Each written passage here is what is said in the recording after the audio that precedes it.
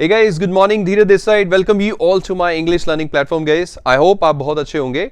So guys, as usual, let's get started. Start करते हैं guys with another topic and it's quite interesting, guys. So as usual, guys, एक systematic pattern को follow करते हुए, जैसे कि मैंने अपनी हर एक वीडियो को एक नंबर दिया है, first, second, third, fourth, fifth, six. So systematic तरीके से चलते हुए आज गाइस मैं आपको एक छोटा सा और एक इंपॉर्टेंट टॉपिक बताने जा रहा हूं. आप लोगों ने ध्यान से समझने की कोशिश करनी है और इसको हम अपनी लाइफ में बहुत ज्यादा यूज भी करते हैं. और जैसे हमने लास्ट टॉपिक किया था, कंडीशंस की हम लोगों ने बात की थी, जिसमें हम अलग अलग चीजों की कंडीशंस की बात करते थे कि कौन सी चीज किस कंडीशन में, किस अवस्था में है, राइट. आज मैं आप लोगों को बताने जा रहा हूं चेंज इन कंडीशन के बारे में. अगर किसी चीज की कंडीशन चेंज हो रही है तब उस केस में आपको क्या सेंटेंस बोलना है और क्या यूज करना है. चलिए गाइस स्टार्ट करते हैं बिना टाइम वेस्ट किए. So today I will talk about change in condition guys. So ये तो आप लोगों को क्लियर हो गया कि आज चीजों की कंडीशन चेंज होने वाली है और इसके साथ साथ चेंज इन क्वालिटी को इसके साथ मैं कंपेयर कर दूंगा गाइस, राइट. सो सबसे पहले गाइज चेंज इन कंडीशन के लिए आप लोगों को यूज करना है गेट, राइट. सो कहने का मतलब अगर हमें कहीं पे कंडीशन चेंज करनी हो तो वहां पे हमें गेट लगाना है. और चेंज इन क्वालिटी के लिए गाइज हम लोग यूज करने वाले हैं become. So let's take some example. कुछ एक एग्जांपल ले लेते हैं. गाइज देखो, मेरी बात को आपने समझना है कि इससे पहले हमने टॉपिक किया था कंडीशन प्लस थर्ड फॉर्म. हमने बहुत सारी चीजों की कंडीशन की बात की थी और शायद हमने अपनी कंडीशन की भी बात की थी. बट आज हम चेंज इन कंडीशन की बात करें. अभी तक आपको सिर्फ ये बोलना आता था कि ये चीज इस कंडीशन में है, राइट. जैसे for example condition plus third form से भी हमने बहुत सारी ग्रामर बनाई थी और कंडीशन का चैप्टर हम नो एक्शन में भी कर चुके हैं. वहां भी हमने कंडीशन के सेंटेंसेस बनाए थे. बट वहां हमें सिर्फ ये बोलना आता था कि ये चीज इस कंडीशन में है. बट आज हमें ये बताना है कि इस चीज की कंडीशन चेंज हो रही है. तो जब कंडीशन चेंज होती है हमें गेट यूज करना है. एग्जाम्पल ले लेते हैं. जैसे आपने कहा चाय गर्म है, तो उसके लिए it's very simple, T is hot, right. T is hot. अब आप सभी जानते हैं चाय गर्म है तो उसकी कंडीशन चेंज होती है. खुद ब खुद हम कहते हैं चाय ठंडी हो रही है. तो उसके लिए आपने बोलना है टी इज गेटिंग कोल्ड. चाय ठंडी हो रही है तो T is getting cold, right. और थोड़ी देर के बाद आप सेंटेंस बोलेंगे कि चाय ठंडी हो गई है. अब काम हो चुका है. देखो, हो रहा था तो इज लगाया, आईएनजी लगा दिया. और अब मैं कह रहा हूं कि चाय ठंडी हो गई है, हो गया है तो हैज हैव थर्ड फॉर्म. अब चाय है तो टी हैज, और हो गई है, राइट, तो थर्ड फॉर्म. तो गेट की थर्ड फॉर्म गोट हो जाएगी. और उसके बाद cold, tea has got cold, right. G O T है हैज हैव के बाद कभी आए तो उसको गट बोलना है. Tea has got cold, right. मतलब चाय ठंडी हो गई है. और एक टाइम ऐसा आ जाएगा हम सीधा कहेंगे चाय ठंडी है, T is cold. Very simple guys. ऐसे गाइज आप बहुत सारी और भी कंडीशन सोच सकते हैं. बहुत सारी और भी चीजों की कंडीशन हो सकती है. जैसे आप किसी के लिए यह बात बोल सकते हैं कि ही इज यंग, राइट गाइज. अब वो जवान है तो ही इज यंग, राइट. टाइम के साथ साथ उसकी कंडीशन चेंज हो गई, राइट. जैसे हम कहते हैं कि वो बूढ़ा हो रहा है, so he is getting old, he is getting old. और एक टाइम ऐसा आएगा हम कहेंगे कि वो बूढ़ा हो गया है, so he has got old, right. और एक टाइम ऐसा आएगा हम कहेंगे वो बूढ़ा है, ही इज ओल्ड, राइट. मैं आपको एग्जाम्पल से बताता हूं. जैसे Shubman Gill, Indian cricket team, मैं क्रिकेट का फैन हूं और India is a cricket crazy nation. So Shubman Gill के बारे में बोले तो कहेंगे ही इज यंग, राइट.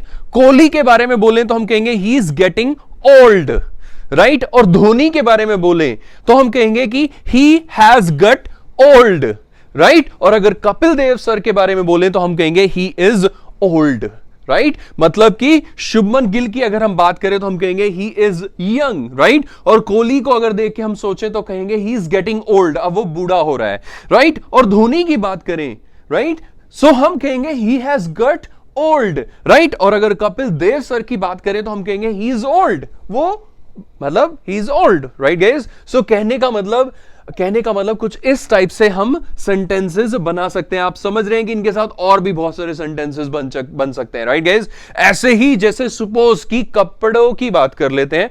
अब गीले कपड़े छत पर हम सूखने के लिए डालते हैं, राइट.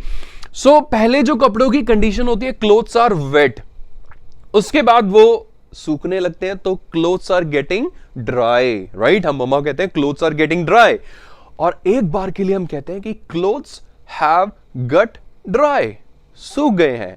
और एक टाइम ऐसा आ जाता है जब आप उनको नीचे ले आते हैं तो आप सीधा कहते हैं क्लोथ्स आर ड्राई, राइट, कपड़े सूखे हैं।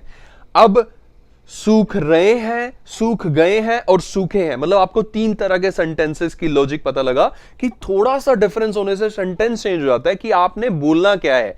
कपड़े सूख रहे हैं, क्लोथ्स आर गेटिंग ड्राई, सूख गए हैं, सो क्लोथ्स हैव गट ड्राई।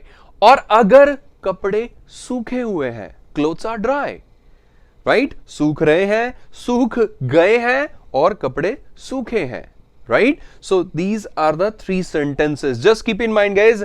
ऐसी बहुत सारे बहुत नैरो से मार्जिन से सेंटेंस चेंज हो जाता है, दूसरा सेंटेंस हो जाता है। सो ऐसे आप और भी कंडीशन के एग्जाम्पल ले सकते हैं जिसमें आप चेंज इन कंडीशन की बात कर सकते हैं। कोई कपड़ा है तो उसके बारे में आप कहते हैं इट इज न्यू, वो पुराना हो रहा है तो हम कहते हैं इट इज गेटिंग ओल्ड। और एक टाइम आता है हम कहते हैं ये पुराना हो गया है, इट हैज गट ओल्ड।